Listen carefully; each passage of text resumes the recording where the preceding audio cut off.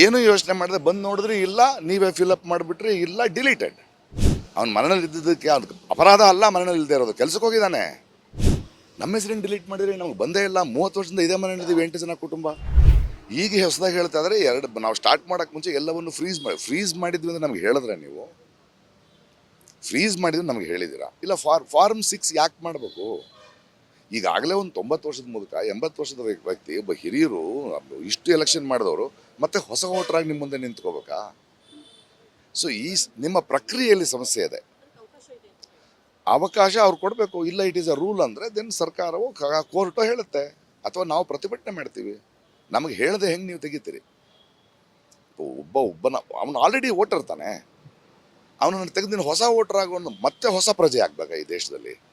So ಇದು ಸರ್ಕಾರದ ಕಡೆಯಿಂದ ಮತ್ತು ಸಿವಿಲ್ ಸೊಸೈಟಿ ಕಡೆಯಿಂದ ಕೋರ್ಟ್ಗಳನ್ನು ಮಾಡಿ ಹೋರಾಟಗಳನ್ನ ಮಾಡ್ತಾ ನಿಮ್ಮ ಪ್ರಕ್ರಿಯೆ ತಪ್ಪಾಗಿದೆ. ಯಾಕಂದ್ರೆ ನಿಮ್ಮ ಪ್ರಕ್ರಿಯೆಯಿಂದ ಆಗಿರೋ ಅನಾಹುತಗಳು ನಿಮ್ಗೆ ಹೇಳ್ತಿದ್ರು ನೋ ರೂಲ್ ಅಂದರೆ ಹಂಗಾಗಲ್ಲ ಅಲ್ವಾ ಅದು? ಸೊ ಈ ಹೋರಾಟ ಮುಂದುವರಿಯುತ್ತೆ, ನೋಡೋಣ. ಅಂದರೆ ನಾವು ಮೊದಲಿಗೆ ಸರ್ಕಾರವನ್ನು ಭೇಟಿ ಮಾಡೋದಿನೇ ಅವ್ರು ಆಶ್ವಾಸನೆ ಕೊಟ್ಟಿದ್ದಾರೆ, ನಾನು ಬರ್ತೀನಿ.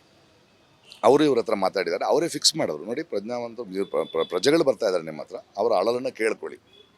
ಅದನ್ನು ಹೇಳಿದ್ರು ನಾವು 24ಕ್ಕೆ ಮಾಡ್ತೀವಿ, 25ಕ್ಕೆ ಕೊಡ್ತೀವಿ, ಮುಗಿದೋಯ್ತು ಅಂದರೆ ಇದು ಹೋರಾಟನೇ ಆಗುತ್ತೆ. 2 ಕೋಟಿ ಜನರನ್ನು ನಿಲ್ಲಿಸೋದಂದ್ರೆ ಏನು ರೀ ಕರ್ನಾಟಕದಲ್ಲಿ? 2 ಕೋಟಿ ಜನರನ್ನು ಬಂದು ನಿಮ್ಮ ಮುಂದೆ ಬೇಡ್ಕೊಳ್ಳೋದು. ನೀವು ಸ್ವಲ್ಪ ಎಕ್ಸ್ಟೆಂಡ್ ಮಾಡಿ, ಅವ್ರಿಗೆ ಅವಕಾಶ ಕೊಡಿ. ನಮ್ಮ ಮನೆ ಚೇಂಜ್ ಆಗಿದೆ ರೀ ಅಂತ ಹೇಳೋಕ್ಕೆ ಫಾರ್ಮ್ 8 ಕೊಡಿ. ನೀವು ಬಂದಾಗ ನಾನು ಇರಲಿಲ್ಲ, ಬನ್ನಿ ಎಮ್ಯುನರೇಷನ್ ಫಾರ್ಮ್ ಕೊಡಿ. ನನಗೆ ಕೊಟ್ಟಿಲ್ಲ ನೀವು.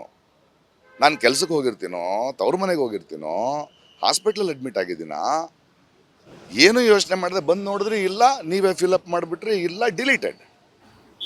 ಯಾವ ಕಾರಣಕ್ಕೆ? ಕಳ್ರೆ, ಡೂಪ್ಲಿಕೇಟೇ.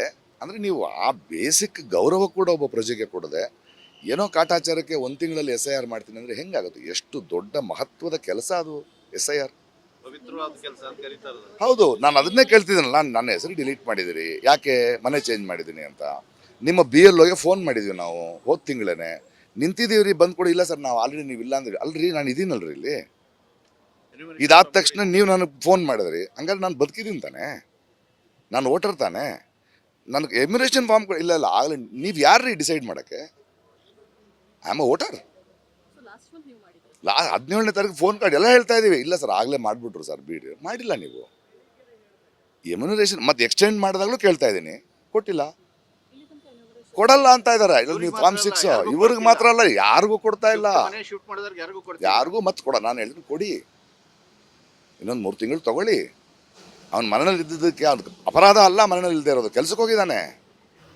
ತೆಗೆದು ಬಿಡ್ತೀರಾ? ತೆಗಿಬೇಡಿ, ಒಂದೊಂದು ಸಲ ಕೊಡಿ. ಬನ್ನಿ ನೋಡಿ, ನೀವು ಬರಲಿಲ್ಲ ಮನೆಗೆ ಹೋದಾಗ, ನಿಮ್ಮ ಹತ್ರ ಫೋನ್ ನಂಬರ್ಗಳಿವೆ, ಅಡ್ರೆಸ್ಗೊಂದು ನೋಟಿಸ್ ಕೊಟ್ಟು ನೋಡಿ, ನೀವು ದಯವಿಟ್ಟು ನಮ್ಮ ಫೋನ್ ನಂಬರ್ BLO ನಂಬರ್ ಇದು, ನಾವು ಬಂದಿದ್ವಿ, ನೀವು ಮನೆಯಲ್ಲಿ ಇರಲಿಲ್ಲ, ಕೆಲ್ಸಕ್ಕೆ ಹೋಗಿದ್ರು, ಎಲ್ಲೋ ಹೋಗಿದ್ರಿ, ದಯವಿಟ್ಟು ಫೋನ್ ಮಾಡೋದು ತಂದು ಕೊಡ್ತೀನಿ ಎನ್ಯುಮರೇಷನ್. ಹತ್ತನೇ ಆಗಬೇಕು, ಇಲ್ಲ ನಿನ್ನ ಮನೆಯಲ್ಲೆಲ್ಲ, ಅದಕ್ಕೆ ಡಿಲೀಟೆಡ್. ಹೆಂಗೆ? ಮನೆಯಲ್ಲಿರೋನು ಯಾವುದೋ ಕೆಲ್ಸಕ್ಕೆ ಹೋಗಿದ್ರೆ ಅಲ್ಲೊಂದು ನೋಟಿಸ್ ಇಡಿ, ಪಕ್ಕದವ್ರಿಗೆ ಹೇಳಿ, ನೋಡಿ ಬಂದಿದ್ದೆ ಅಂತ ಹೇಳಿ, ಇದು BLO ತಾನೇ ನೀನು, ನಿನ್ನ ಫೋನ್ ನಂಬರ್ ಇದೆಯಲ್ಲಪ್ಪ. ಸುಳ್ಳು ಹೆಂಗ್ರಿ? 1 ತಿಂಗಳಲ್ಲಿ 5 ಲಕ್ಷ ಕೋಟಿ ಹೆಂಗ್ರಿ ಹೋಗ್ತೀರಿ? ಹೆಂಗೆ ಹೋಗ್ತೀರಿ? ಕೆಲವು ಬೂತ್ಗಳಲ್ಲಿ 80% 90% ಅಲ್ಲಿ ಕೇಳ್ತಿದ್ದಾರೆ. ನಾವು ಕೇಳಕ್ಕೆ ಹೋದ್ರೆ ನೀವೇನ ಆಫೀಸರ್ ಅಂತ ಕೇಳ್ತಾ ಇದ್ದಾರೆ ನಮ್ಮ ಹುಡುಗರನ್ನ. ಅಲ್ಲ ಸರ್ ಅಂದರೆ ಅವ್ರು ಬಂದು ಹಿಡ್ಕೊಳ್ತೀವಿ, ನಾವು ಬಂದೇ ಇಲ್ಲ ಇಲ್ಲಿ ಅಂತ ಇದ್ದಾರೆ. ನಮ್ಮ ಹೆಸರೇನು ಡಿಲೀಟ್ ಮಾಡಿದ್ರೆ ನಮ್ಗೆ ಬಂದೇ ಇಲ್ಲ. 30 ವರ್ಷದಿಂದ ಇದೇ ಮನೆಯಲ್ಲಿದ್ದೀವಿ, 8 ಜನ ಕುಟುಂಬ. ನಾನೇನು ಹೇಳ್ತಿದ್ದೀನಿ, ಇದು ಒಬ್ಬರ ಮೇಲೆ ಕಾಟ ಅಲ್ಲ, ತಪ್ಪಾಗ್ತಿದೆ. ಇದು 1 ತಿಂಗಳಲ್ಲಿ ಮಾಡೋ ಕೆಲಸ ಅಲ್ಲ, ಇದೊಂದು 6 ತಿಂಗಳು ಮಾಡೋ ಕೆಲಸ. ನಿಧಾನಕ್ಕೆ ಮಾಡಿ. ನಮ್ಗೆ ಎಲೆಕ್ಷನ್ ಇಲ್ಲ ಸ್ವಾಮಿ, ಇನ್ನೊಂದು 2 ವರ್ಷ. ಯಾಕೆ ಹೀಗೆ ಕೂತಿದ್ದೀರಿ? ಹೀಗೆ ಯಾಕೆ ಕೂತ್ಕೊಂಡಿದ್ದೀರಿ?